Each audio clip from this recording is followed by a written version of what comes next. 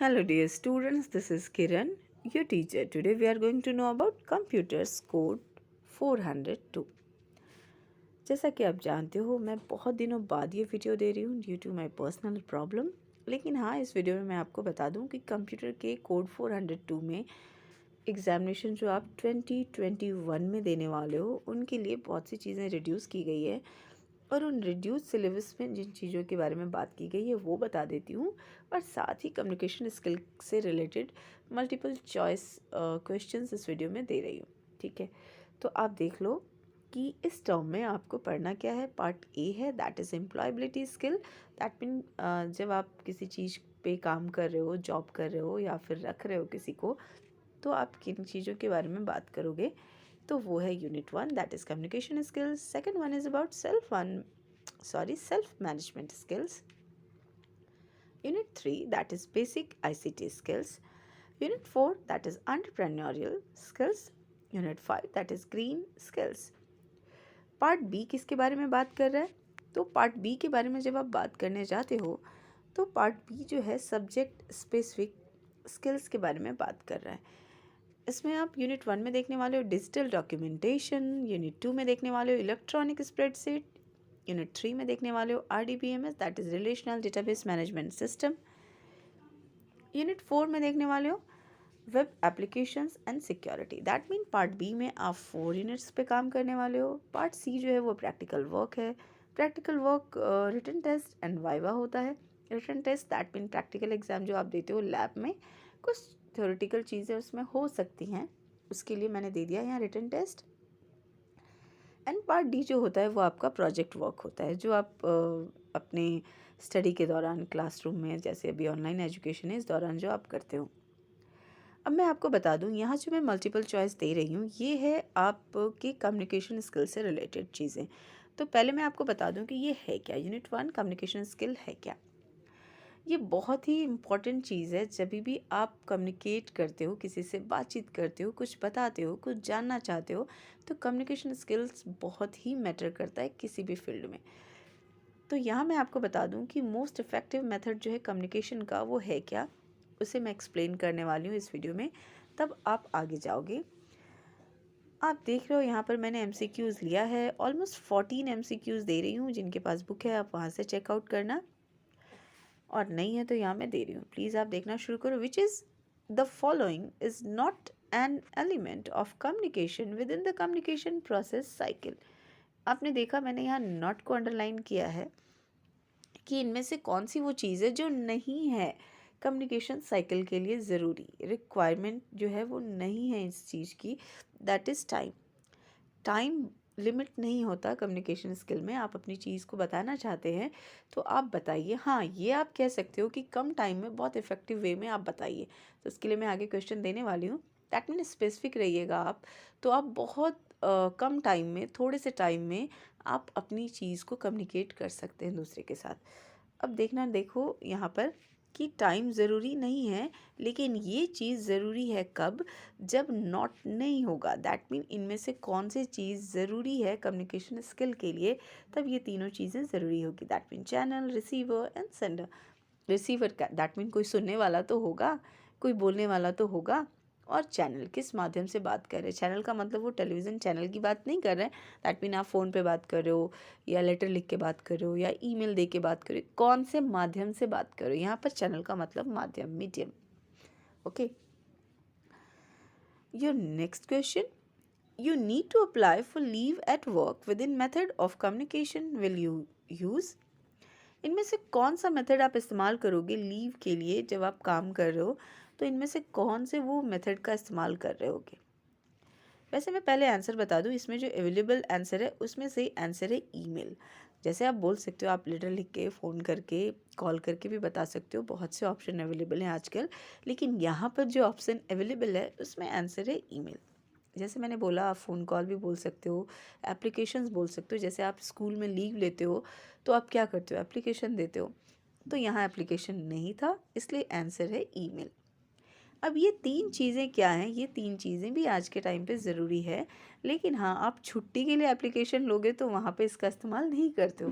Poster भी communication के लिए ज़रूरी होता है। बड़े बड़े पोस्टर्स बैनर लगा कर लगे होते हैं ना रोड्स पे या किसी जगह पे, तो किसी चीज़ के बारे में बात कर रहा होता है तो वो भी तो कम्युनिकेट ही कर रहा होता है। लेकिन अब वो किसी चीज़ की लीव लेने के लिए तो पोस्टर का इस्तेमाल नहीं किया जाता। तो ये ध्यान देना ज़रूरी है कि कौन सी चीज़ के कम्युनिकेशन की बात आप कर रहे हैं। तो हम लोग यहाँ बात कर रहे हैं लीव के लिए, तो लीव के लिए ईमेल ही ऑप्शन सही है। पोस्टर नहीं होगा, न्यूज़लेटर नहीं होगा, ना ही ब्लॉग होगा। हालांकि ब्लॉग से भी जानकारी ही मिलती है। हालांकि जैसे ये मेरा चैनल है तो ये ब्लॉग चैनल तो नहीं है, लेकिन ब्लॉगिंग के थ्रू भी आपको पता चलता है। ब्लॉग बहुत सारे लोग लिखते हैं तो उनके बारे में भी पता चलता है, बट वो किसी चीज़ की छुट्टी लेने के लिए, लीव लेने के लिए वो ब्लॉग नहीं लिखते, राइट।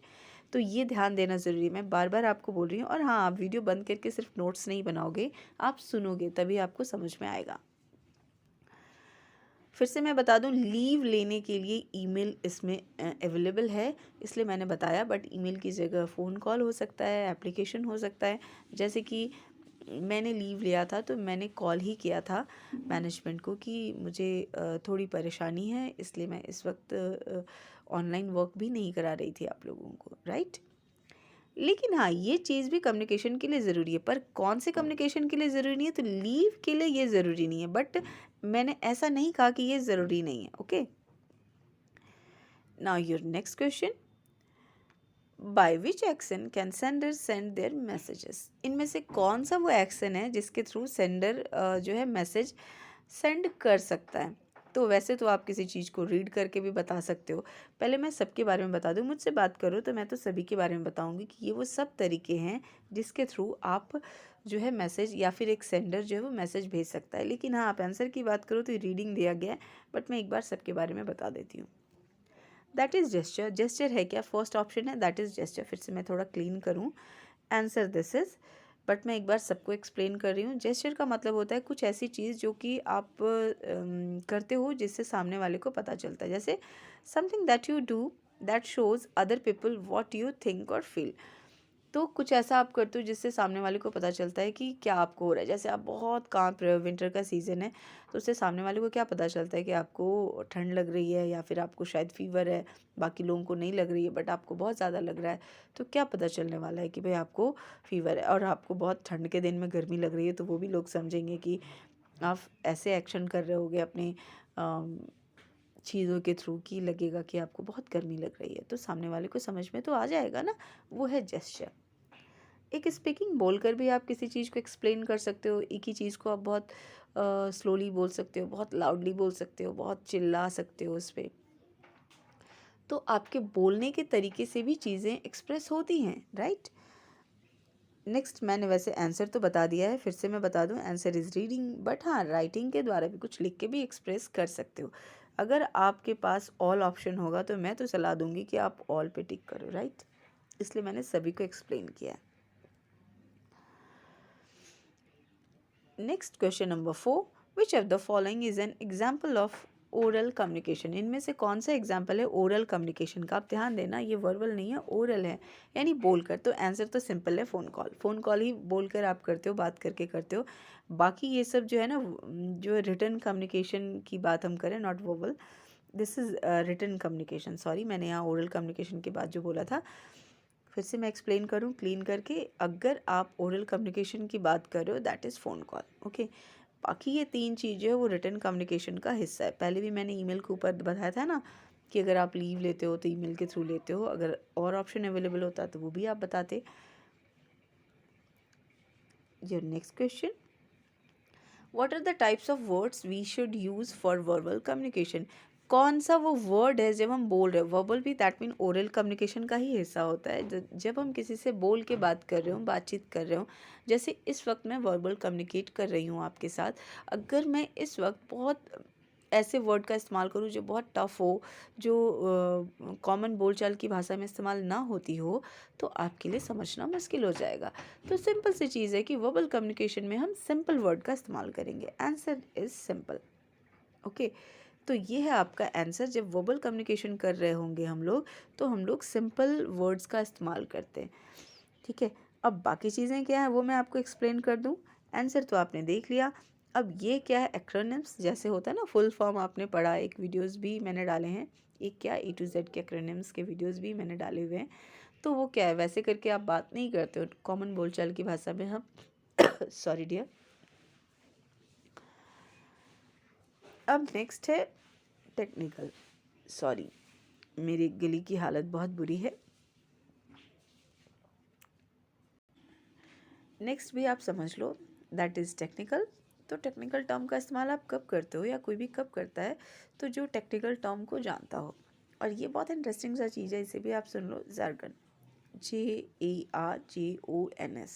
ये है क्या, तो कुछ स्पेशल टेक्निकल टर्म्स हो सकते हैं। जैसे आप कंप्यूटर पढ़ रहे हो तो मैं यहाँ बता दूँ, मेमोरी मैनेजमेंट क्या होता है। तो मेमोरी मैनेजमेंट ऑब्वियसली CPU के बारे में आप बात कर रहे हो, तो ये कौन समझेगा, जो कि कंप्यूटर को जानता है। तो वैसे ही आप समझो कि इस जार्गन क्या होता है, तो कुछ स्पेशल टेक्निकल वर्ड्स होते हैं जो यूज़ किए जाते हैं किसी पर्टिकुलर ग्रुप के द्वारा या फिर पीपल के द्वारा, या पर्टिकुलर प्रोफेशनलिस्ट जो होते हैं वो ही इसके बारे में बात करते हैं। या मैंने थोड़ी हिंदी भी दे दी है, व्यवसाय विशेष में युक्त होने वाले या जुड़े हुए व्यक्तियों द्वारा प्रयुक्त विशिष्ट या तकनीकी शब्द जिन्हें अन्य लोग नहीं समझ पाते, उसे हम कहते हैं jargons. Okay, your next question is which of these is a positive facial expression. इनमें से कौन सा है जो पॉजिटिव फेशियल एक्सप्रेशन बताता है। तो आप देख लो, वैसे तो मैं बता दूं आंसर ही पहले, इसका आंसर है मेंटेनिंग आई कांटेक्ट। सबसे अच्छी बात होगी कि जब आप सामने वाले से आई कांटेक्ट में बात करो, आंखों से आंखें मिलाकर बात करनी जिसे हम कहते हैं, तो उसे हम बहुत ही पॉजिटिव फेशियल एक्सप्रेशन कंसीडर करते हैं। बहुत से लोग आंखें मिलाकर बात नहीं करते या नहीं कर पाते, डर लगता है, तो उसके बहुत से रीज़न हो सकते हैं। बट हाँ, यहाँ मैं आपको पढ़ा रही हूँ, पॉजिटिव फेशियल एक्सप्रेशन के लिए बहुत ज़रूरी है कि आप आई कांटेक्ट में बात करें। बाकी मैं समझा देती हूँ जो ऑप्शन अवेलेबल है। फ्रोनिंग वाइल कॉन्सेंट्रेटिंग। फ्रोनिंग वाइल कॉन्सेंट्रेटिंग का मतलब क्या होता है, यहाँ मैंने थोड़ा सा एक्सप्लेन किया है। और हाँ, यहाँ मैं बता दूँ, पढ़ा तो कंप्यूटर रही हूँ, लेकिन एक्चुअली ये आपकी ग्रामेटिकल पार्ट ही है। तो ये एक्चुअली इंट्रांजिटिव वर्ब के तहत का चीज़ है। बट मैं आपको ऐसे एक्सप्लेन कर दूँ कि फ्रोनिंग वाइल कॉन्सेंट्रेटिंग का मतलब है, जैसे होता है ना, कई बार आप अपने ब्रोज को एकदम मिला लेते हो, फोरहेड पे ऐसे सिकुड़न सी आ जाती है, एकदम ऐसे करके आप कुछ सोच रहे होते हो नॉर्मली, या कॉन्सेंट्रेट कर रहे होते हो, कभी कोई मैथ सॉल्व कर रहे हो, कोई कोडिंग कर रहे हो कंप्यूटर में और नहीं हो रहा है, तो आप बहुत जैसे कॉन्सेंट्रेट करते हो कि किसी तरह से ये प्रॉब्लम सॉल्व हो जाए, तो उसे हम कहते हैं फ्रॉनिंग वाइल कॉन्सेंट्रेटिंग। वो पॉजिटिव एक्सप्रेशन का हिस्सा नहीं कहलाता। या फिर आप बहुत हंस रहे हो, कंटिन्यूअस हंसते जा रहे हो, हंसते जा रहे हो, वो भी नहीं होता, ये भी नहीं होता। या फिर रोलिंग अप योर आइज़, बार बार अपनी आंखों को झपका रहे हो, पलक बंद कर रहे हो, खोल रहे हो, तो वो भी पॉजिटिव एक्सप्रेशन नहीं कंसीडर किया जाता। क्या किया जाता है, that is maintaining eye contact. Your next question is what does N upright straight body posture convey और शो। जब आप स्ट्रेट खड़े होते हो तो वो क्या बताता है, आपको क्या दिखाता है, क्या समझाता है। तो आंसर पहले आप देख लो, जब आप स्ट्रेट खड़े होते हो या स्ट्रेट बैठते हो तो आपके कॉन्फिडेंस को दिखाता है। मुझे याद आता है, जब भी मैं क्लासरूम में होती हूँ तो मैं आपको हमेशा ही इस चीज़ के लिए प्रेशराइज करती हूँ कि आप प्रॉपरली बैठो। मुझे अच्छा नहीं लगता आप ऐसे डल होकर बैठते हो। तो वो एक्चुअली आपके कॉन्फिडेंस को शो करता है, ठीक है, आपके कंसंट्रेशन को भी दिखाता है। तो इस तरीके से इसका आंसर है, आपका स्ट्रेट बॉडी पोस्चर क्या बताता है, तो कॉन्फिडेंस बताता है। या फिर कॉन्फिडेंस सिंपली अगर वन सेंटेंस में पता करनी हो कि कैसे पता चलता है, तो आपका स्ट्रेट बॉडी पोस्चर जो है वो बताता है कि आप बहुत ही कॉन्फिडेंट हो। ओके, अब ये 3 चीज़ें हैं क्या, तो वो आप देख लो, वो भी मैं आपको बता दूं। ऑब्वियसली आप स्ट्रेट खड़े होते हो तो बिल्कुल ऐसा नहीं लगता कि आप बहुत घमंडी हो, बिल्कुल नहीं लगता। और ना ही इससे पता चलता है कि आप बहुत प्रोफेशनलिज्म की तरफ जा रहे हो या फिर वैसे हो बहुत। लेकिन हाँ, आपके कॉन्फिडेंस का पता उससे ज़रूर चलता है। अब ना, ये तो बिल्कुल भी किसी कीमत पे नहीं होता कि भाई स्ट्रेट खड़े हो तो कुछ शर्मा रहे हो तब स्ट्रेट खड़े होते हो क्या, नहीं। बहुत आप शर्मा रहे होगे तो आप स्ट्रेट तो खड़े ही नहीं हो सकते, बहुत डर रहे होगे तभी भी आप स्ट्रेट खड़े नहीं हो सकते। तो जो स्ट्रेट या अपराइट बॉडी पोस्चर होता है वो आपके कॉन्फिडेंस को दिखाता है। Your next question is which of this is not an appropriate non verbal communication at work. इनमें से कौन सी ऐसी चीज़ है जो नहीं होती है, ये बहुत ज़रूरी है, कि बिल्कुल भी नॉन वर्बल कम्युनिकेशन जब आप काम कर रहे हो कहीं भी या फिर स्टूडेंट ही हो, तो बिल्कुल भी नॉन वर्बल कम्युनिकेशन का हिस्सा क्या होता है? Keeping hands in pockets while talking. जैसे आप स्टूडेंट्स हो, आप टीचर के पास अगर पॉकेट में हाथ डालकर बिल्कुल खड़े हो, विंटर की बात अलग है, विंटर में तो थोड़ी छूट मिल जाती है, लेकिन हाँ अगर आप ऐसे ही पॉकेट में हाथ डालकर खड़े हो तो वो बिल्कुल भी सही नहीं होता। तो ये है एक्चुअली इस क्वेश्चन का आंसर। लेकिन मैं बाकी चीज़ बता दूं, टॉकिंग एट मॉडरेट स्पीड, यानी जब आप मॉडरेट स्पीड, मॉडरेट का मतलब आप जानते हो, ना बहुत फास्ट ना बहुत स्लो।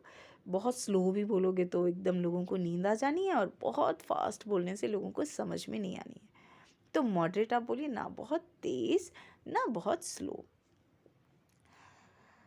तो अगर यहाँ नॉट नहीं होता तो ये तीनों आंसर हो सकते थे, लेकिन यहाँ नॉट है, जिस वजह से ये आंसर है keeping hands in pocket while talking. बाकी सिटिंग स्ट्रेट, ये तो मैं हमेशा आपको बताती हूँ कि आप स्ट्रेट होकर बैठो, कॉन्फिडेंस आता है, आपका कंसंट्रेशन बनता है। Tilting head a bit to listen, थोड़ा सा जब आप बहुत कंसंट्रेट करते हो ना, तो आप नोटिस करोगे कि आपकी हेड जो है थोड़ी सी टिल्ट हो जाएगी, थोड़ी सी ऐसे झुक जाती है साइड में, थोड़ी सी, बहुत ज़्यादा नहीं। Your next question, which of the following statement is true about communication, इनमें से कौन सा स्टेटमेंट है जो कम्युनिकेशन के लिए सही है, ट्रू है? तो पहले मैं आंसर ही बता दूं जो अवेलेबल है, that is 7% communication is done using word. जो 7% कम्युनिकेशन ये परसेंटेज में दिया गया है, तो ये परसेंटेज सही है, और वैसे ये डेटा है, ये टीचर्स अपने हिसाब से डिसाइड नहीं करते, ये जो वर्ल्ड वाइड जो डेटा कलेक्ट किया जाता है उसके बिहाफ पर बताया जाता है। तो ये आप इसके साथ ही जाओगे कि 7% जो है communication is done using words. Words के थ्रू जब आप करते हो तो 7% ही कम्युनिकेशन जो है वो वर्ड्स के थ्रू आप करते हो। तो बाकी चीज़ में आप परसेंटेज की बात आप करो, तो मैं ये सलाह दूंगी कि किताब की चीज़ माननी ज़रूरी है, क्योंकि ये कोई भी टीचर डिसाइड नहीं करता, ये जो डेटाज अवेलेबल होते हैं उसके बिहाफ पर बताया जाता है। ठीक है, तो your answer is this. Your next question, which of these are examples of positive feedback, इसमें से कौन सा एग्जाम्पल है पॉजिटिव फीडबैक का? दैट मीन आप सामने वाले को बहुत पॉजिटिव वे में कुछ बता रहे हो, फीडबैक दैट मीन रिटर्न दे रहे हो, तो वो क्या है? तो जब आप किसी को पॉजिटिव फीडबैक में दे रहे हो ना, तो आंसर मैं यहाँ आपको बता दूँ कि आंसर ए एंड बी दोनों ही होगा।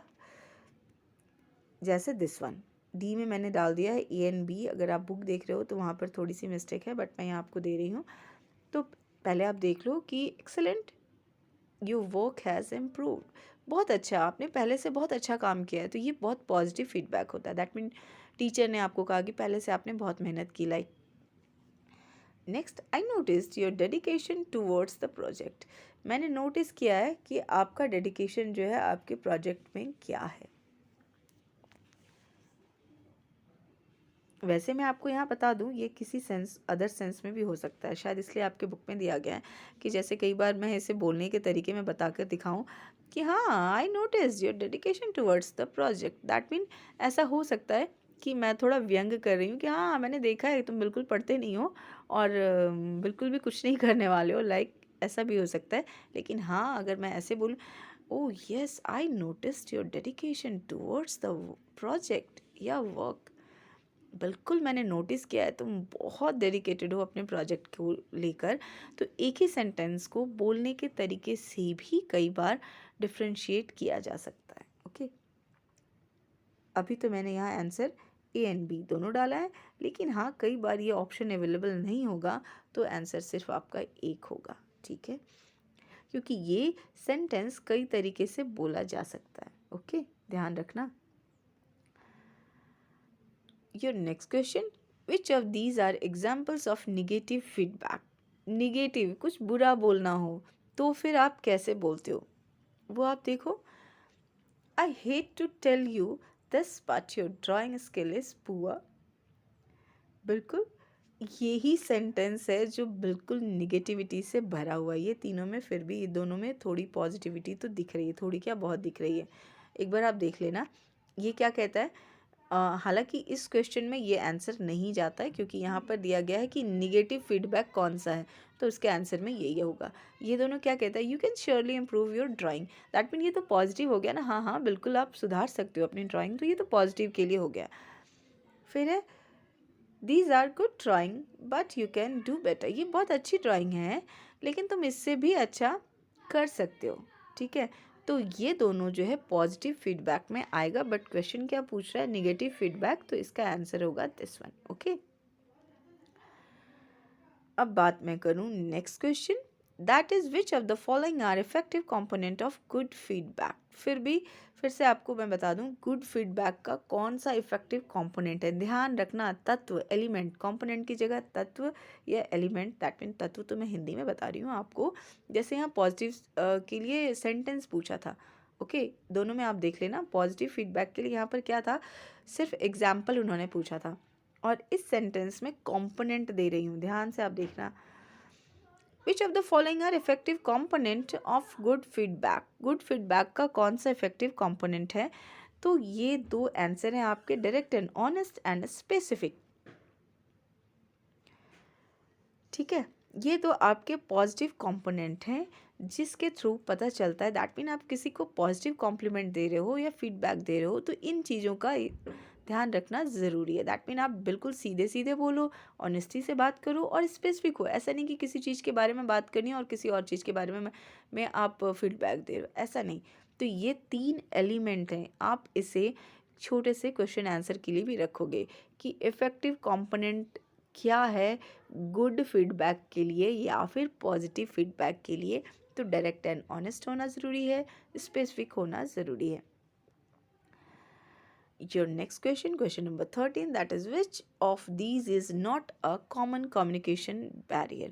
इनमें से कौन सा ऐसी चीज़ है जो नहीं है, नॉट, ध्यान रखना मैं उसे हाईलाइट कर रही हूँ, common communication barrier, barrier means अवरोध, कौन सी चीज़ नहीं है, तो नहीं है इसलिए ये आंसर है। ठीक है, कौन, अगर सिर्फ नॉट नहीं होता, इनमें से कौन सी कॉमन कम्युनिकेशन चीज़ें हैं, बैरियर भी हटाना ज़रूरी था कि ये अवरोध नहीं है। वंस अगेन मैं एक बार क्लीन करके आपको बता दूं फिर से कि यहाँ पर नॉट है, दैट मीन अगर आप फाइनेंशियली बहुत मजबूत नहीं भी हैं तो कोई बात नहीं, आप पुअर भी हैं तभी भी आप कम्युनिकेट कर सकते हैं, दैट मीन फाइनेंशियल अवरोध नहीं है। बाकी चीज़, अगर आपको लैंग्वेज ही नहीं आती है तब आप कैसे बात करोगे, linguistic barrier, that mean language आएगी तभी तो करोगे, नहीं, आपको लैंग्वेज आनी चाहिए, ये ज़रूरी चीज़ है।